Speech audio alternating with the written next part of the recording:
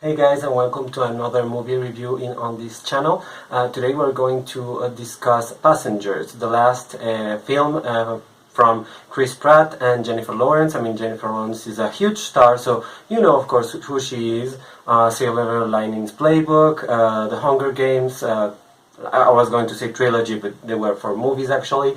And you know, Joy, many other movies, and well, Chris Pratt, you all know him from Parks and Recreation and possibly Jurassic World. Now they come together in this sci-fi movie, and I'm going to spoil a lot. So if you haven't seen this movie, or you know, if you care about seeing this movie and you haven't, just don't watch this review. I will give you time to say bye. So bye, because I'm going to just destroy this movie right now. So sorry, but if you haven't seen it and you just want to know about this movie, welcome, because this is going to trash this movie, and it has been the worst movie I have seen in the last months, in the last year maybe. And I have seen some crap. I mean, I have seen some stupid movies, but this movie is awful because of a simple thing in the base of the whole movie. And I mean, when I say the base, I mean the screenplay, basically. From the screenplay, there's a huge problem in this movie. I am actually going to find out who wrote this screenplay, because it's so bad. I wasn't going to name names, but you know, you have to do it in order to destroy something. And you know, reviews don't have to be all optimistic every time. So I'm going to put John Spates actually on blast here, because he did an awful job with the screenplay for Passengers. First of all, let's talk about the movie. It's about this spaceship, basically, that's traveling from Earth to a colony world very far away, like 120 years away in travel time, not in distance, of course. Distance is another thing. But yeah, whatever. Chris Pratt wakes up before everyone else because of asteroids colliding against the ship, and he's alone, and he lives for over a year alone, and he's desperate, and he's insane, and he's so insane that he wakes up intentionally a woman who's Jennifer Lawrence, a woman called Aurora Lane. And then there you have it. That's the big problem of this movie. I mean, they have to survive and all that shit, but that's not the important part of the movie, and the awful part of this movie. The awful part of this movie is the fact that he wakes her up. I mean, I know that destroys it all, and I don't know why they couldn't do a movie when they both wake up and they have to survive. I mean, you could have you could have invented so many problems for them that way. I don't understand why Chris Pratt has to wake her up, and then she finds out, and then it's all awful. And from the moment he wakes her up, and just before actually, I actually compare this in my mind with a sexual assault, to be perfectly honest. To me, the character, not Chris Pratt, of course, he's an actor, but the character Chris Pratt is doing, he's a rapist, basically, and a sexual attacker. I mean, he could wake up anyone, if you will, or everyone, actually, and he didn't. He didn't do that. He chose a woman he fell in love with because of like 2 interviews he saw of her. And you know, she happened to be blonde and beautiful, and that's all fine. But you know, they showed him like doubting if he's going to do it or not. But you know, from the first second that he's going to do it, not only because of the trailers for the movie, of course, but because it wouldn't happen. The movie would die like 30 minutes after it started if that didn't happen. So, look, I don't really understand the reasoning. But I think it's awful. I think it's despicable, to be honest, to do something like that to a person. I mean, he killed her, basically. He robbed her of her life, of her choices, of everything. And yes, you could say that nothing in the movie would have happened if he hadn't woke her up. But who cares? I mean, he did something awful to a person, and I mean, I think it's awful, all that flirting and all that thing. And all along the movie, they try to make you feel good and feel like compassionate of the Chris Pratt's character, and I really didn't feel like empathy for him at all. I think his character was just a misogynistic piece of shit. I mean, I thought he was awful, and that thing of like playing shy and like really romantic, that's all shit, and giving her a ring. I mean, that's I don't know. I found the movie to be really disturbing, to be very, very honest. I found it to be really awful, and I actually praise Jennifer Lawrence for her performance, because at one point when she finds out what he has done, she looks authentically horrified, and I don't understand how Jennifer Lawrence accepted this role, because I don't understand how a woman would have said yes to that. I mean, I thought I think she could have thought that she could have done something with the character, and that's commendable of an actress, but she couldn't.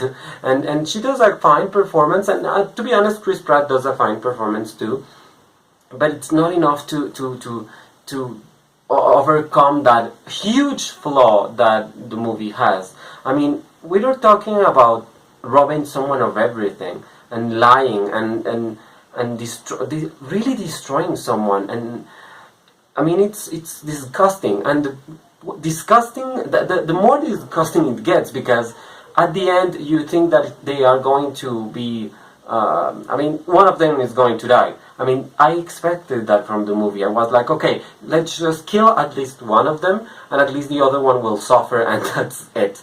That will make sense, at least. But no, the movie, John Spates, the screenwriter, and Morton Tilden, the director, chose not to do that, and to make them live happily ever after. And at the end, it's a beautiful story about ecology and living the best life you can by destroying someone else's. I mean, I think it's really nice that they are really optimistic about it, and they are like, yay, they did something good out of that awful experience, and they bonded and everything, because they only had themselves. I mean, they only had each other, so of course they were going to bond. I mean, that's not surprising at all. But I don't know. I think it's. I mean, I do know. I think it's disgusting. I mean, I really think it's very poorly written, and I think another story. I mean, something else could have been done with this whole story. If they woke up at the same time, they could have had all these problems and realized they didn't love each other at the beginning, maybe, or they have problems if another person came in, not the captain of the ship or whatever Florence Fishburne was, but. And Lawrence Fishburne character, it's only there to make them do like, yes, you love each other, work together and all of that. But that's a piece of shit, because he did something awful to this woman, and I think it's disgusting how they make her feel good about it, and just like, you know what, whatever, you did this, and we're going to live until we die here, because that ship is never going to reach destination, apparently. I mean, they do show them the crew waking up, but yeah, that's, I don't know. That to me, from the beginning, was a really, really tough story to be comfortable with, and I think it's awful if a couple, a woman or a man or whoever, gets out of the movie theater and feels good about this movie. I would say that says awful things about those people, and I'm sorry. I'm a sci-fi fanatic. I mean, I love all sci-fi films. I loved Avatar. I loved Aliens. All the Alien movies, every single one of them, I loved. I love Star Wars. I loved everything, but I cannot love this movie because it has a horrible, horrible event at its core, and I don't agree with it. I mean, I really compare it to awful things. This is the same screenwriter as in Doctor Strange, which is really weird because I really like Doctor Strange. Same as Prometheus, and he's going to write The Mummy and Van Helsing. So, he has work. I mean, no question about that. But I don't know.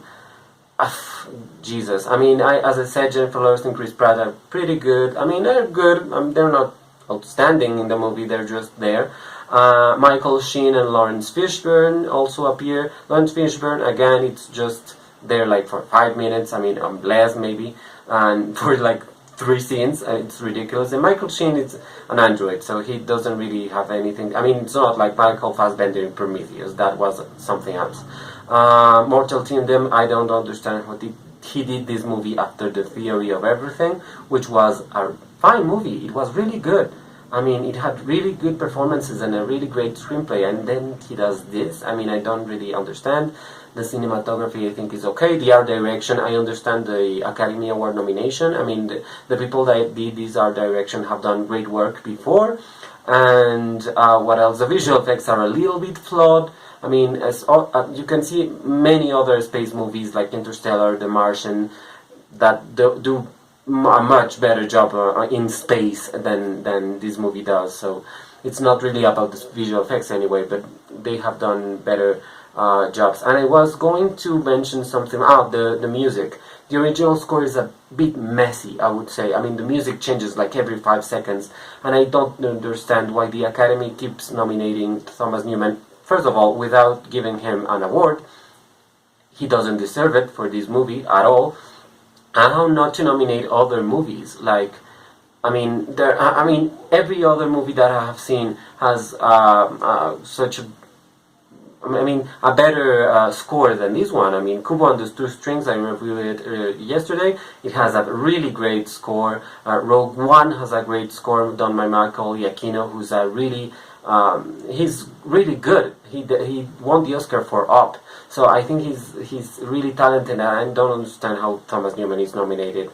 I mean, he's going to lose. I mean, La La Land is going to win that, but it's mind-blowing that that's happening. I mean, I understand the art direction nomination, the other one I don't really understand. So personally, I don't really recommend to see in this movie unless you want to kill yourself, but or just actually go watch it and tell me what do you think about this movie, because as you see, I didn't like it at all. Just watch it again and tell me what you think and what you thought, and if you have already seen it, please tell me what you thought. I mean, that's all I can say.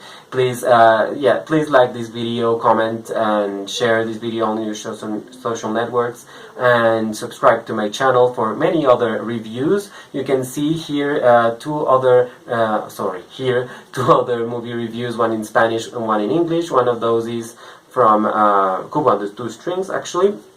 And here's my subscribe button for you to subscribe right now. So join the other 31 people that are already subscribed. Thank you so much. Bye.